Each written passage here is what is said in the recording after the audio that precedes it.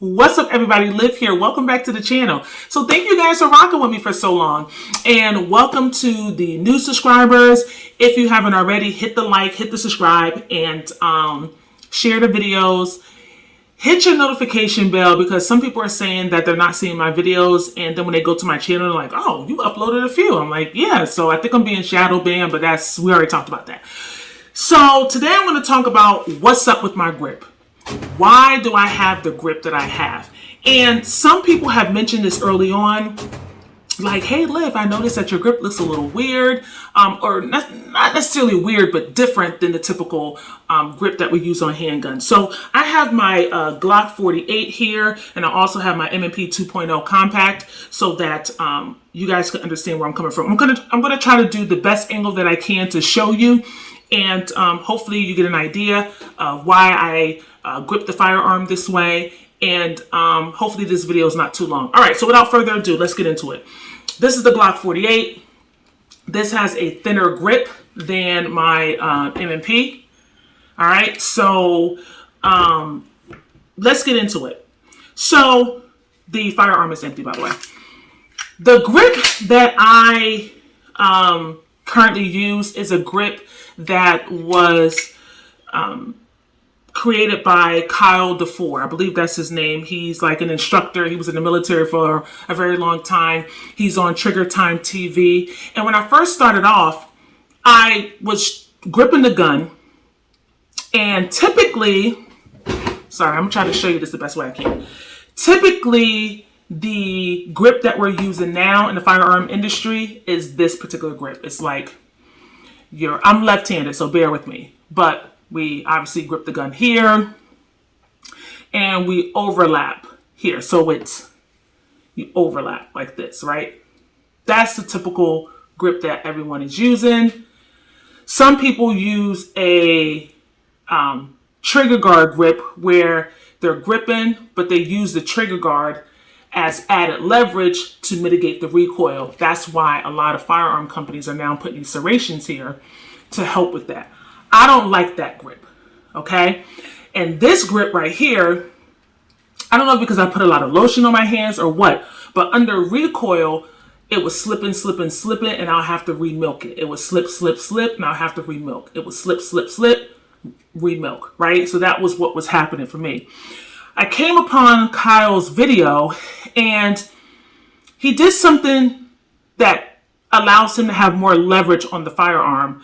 And Travis Haley talked about leverage too on the press out, and I tried that, but then I noticed that my front end of my firearm was like moving off target. So I'm still practicing with both, but nonetheless, the grip that I've been using recently has been this grip. So if you notice, I have the wrap, right? The overlay, however you want to call it. But my index finger kind of goes down here near the frame. So it's kind of hard to see. So my finger is on the frame for added leverage. Now with this firearm is tough because the mag button is there. But when I use my M&P, which is my EDC, I switched it over to the other side. So all of this is flat here. Okay, it's flat. So when I grip it, I come in here. So notice my finger is on the frame of the gun, right? It's not in the trigger. It's not in the trigger guard. It's on the frame of the gun. I can still actuate the trigger with my other index finger. All I'm doing is just adding a little leverage so that I have leverage when I shoot the firearm, because the recoil is going to make everything move, including your hands. Eventually, that's why you see people, they'll shoot, and then they'll retighten. Shoot, and they'll retighten. Shoot.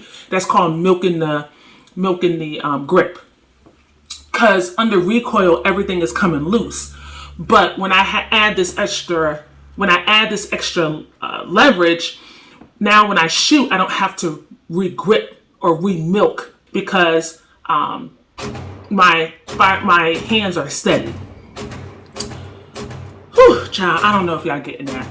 But my point is, it's not interfering with the trigger guard or the trigger itself. It's not interfering at all.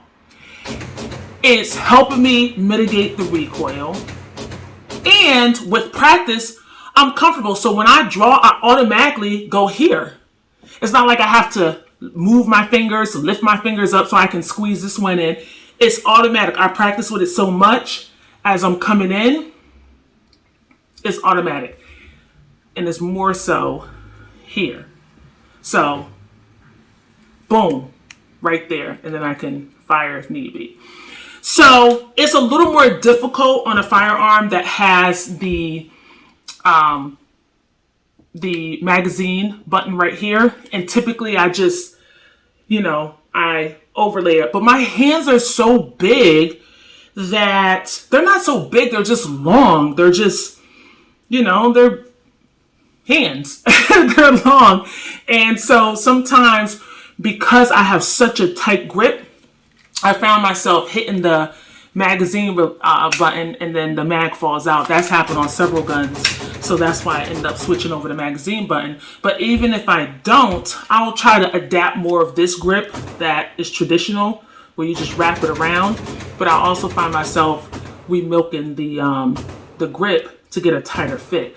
So I have to master leverage so that I won't lose my grip under recoil.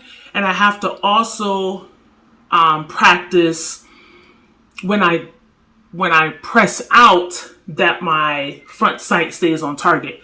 Because with that leverage, you tend to pull your muzzle one way or the other. But as of now, this is my grip. This is what I'm comfortable with. I don't think about it. I actually practice this at the range. This is not something I get there and then I'm getting all comfortable and I get my fingers right. No, this is something that I practice. Drawn, boom, I'm there. Drawn, boom, I'm there. Drawn, I'm there. So it's automatic for me, right? It's automatic. It just goes there. And so, again, that's the history behind my grip. That's why I use the grip. And I believe it was Adam Pinchard. He was a Sig Sauer instructor for many years. And he said that at the end of the day, you want to make sure that your muzzle is on the target. And it doesn't matter if you, hold on, I want you guys to get upset when I do this, but he demonstrated in the video where he held the gun upside down and he gripped it and he put his pinky inside the trigger and he shot it like this. As long as the muzzle is on the target, the grip doesn't matter to some extent. But that's the point he was making. So if you can grip the gun and get the muzzle pointed in the direction and on target where you want it to go, then it doesn't matter if you grip it like this, or like this, right? As long as it's on target. So, yeah, that's why I grip it like that. Again, this finger has never touched the trigger. It hasn't gone into the trigger guard at all. It's just, it doesn't even fall there. It doesn't, I know like one person said that, was like, is that like touching the trigger? I'm like, no, it's not. It's hard to see on video, but that's where I'm at with it. So I hope that was helpful. You guys put in the comments your opinions and your thoughts on that. And I'll love to hear what you have to say. But yeah, that's my grip. And I'm going to keep practicing little things to get it just right.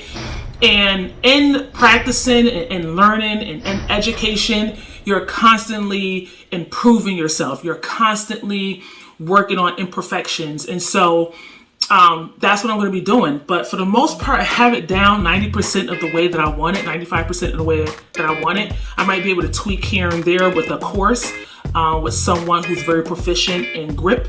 But outside of that, that's what it is. So you guys let me know your thoughts on that. I hope you guys doing well, treating one another with kindness, and I'll see you in the next video. Thanks. Peace.